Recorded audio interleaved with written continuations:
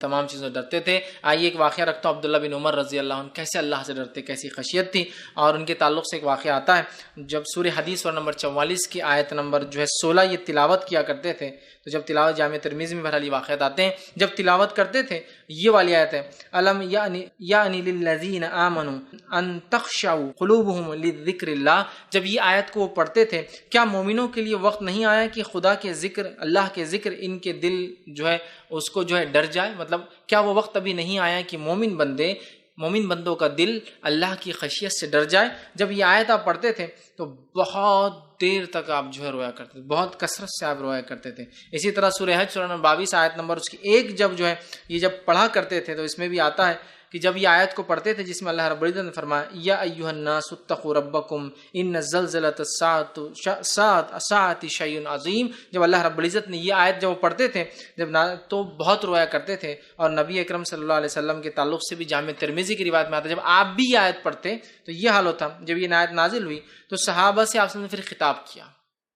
کیا خطاب کیا تھا صحابہ سے آپ نے؟ جب یہ آیت نازل ہوئی تھی سورہ حج کی آیت نمبر 1، یہ آپ نے خطاب فرمایا اور کہا اور فرمایا جانتے ہو یہ کون سا دن ہے، مطلب یہ کس دن کی بات، زلزلۃ الساعۃ،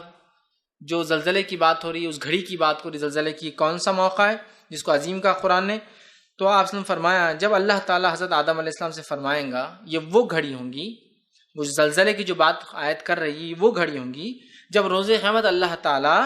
آدم علیہ السلام کو فرمائیں گا، مطلب یہ جو زلزلے کی بات ہو رہی ہے یہ فزیکل زلزلہ نہیں ہے،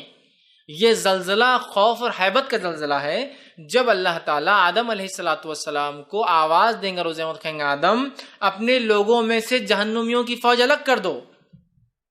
تو آدم کہیں گے اللہ کیسے کروں جہنمی کی، مطلب جو برے لوگ ہیں دوزخ کی فوج اللہ کروں تو وہ کیسے ہوں گے؟ تو اللہ تعالیٰ فرمائیں گا ہر 1000 میں سے آدم تیری اولاد سے 999 کو نکال دے، یہ ہوں گے جہنم میں جانے والے۔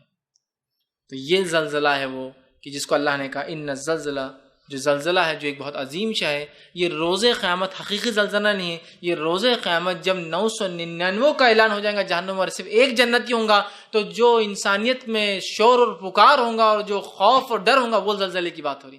کہ انسان ہل جائیں گے۔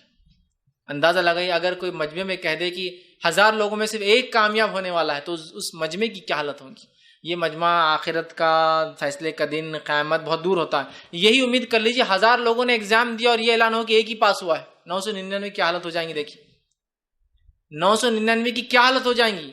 آدھوں کے پیٹ خراب ہو جائیں گے۔ ڈر خوف سے کیا ہوتا ہے؟ سب سے پہلا جب انسان خوف لیتا ہے تو اس کا جسم کیا کرتا ہے، کچھ مادے ذہن سے چھوڑتا ہے، اس کا ذہن دماغ ایسی کا تاکہ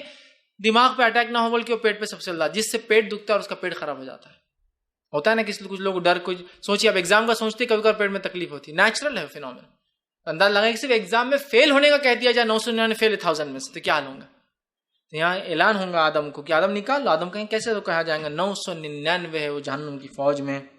جائیں گے۔ جب صحابہ نے یہ سنا کہ 999 جہنم میں جائیں گے تو وہ اس قدر روئے کہ بے اختیار صحابہ رو پڑے، اور عبداللہ ابن عمر بھی جب یہ آیت پڑھتے تو بے اختیار روتے تھے، اس لیے کہ آپ کے زمانے میں انہوں نے دیکھا صحابہ اس پر روتے تھے کہ اللہ تعالیٰ حکم دیں گا الگ ہو جاؤ 999 جہنمی، تو اس خوف سے وہ رویا کرتے تھے۔ تو یہ بڑی اہم چیز ہے، یاد رکھیں کہ ہم بھی اللہ کا خوف رکھیں، اور جو ہے خوف کا معنی یہ ہے کہ ہم نیکی کی طرف بڑے، برائی سے ہم رکیں۔ اللہ رب العزت نے سورہ رحمان سورہ نمبر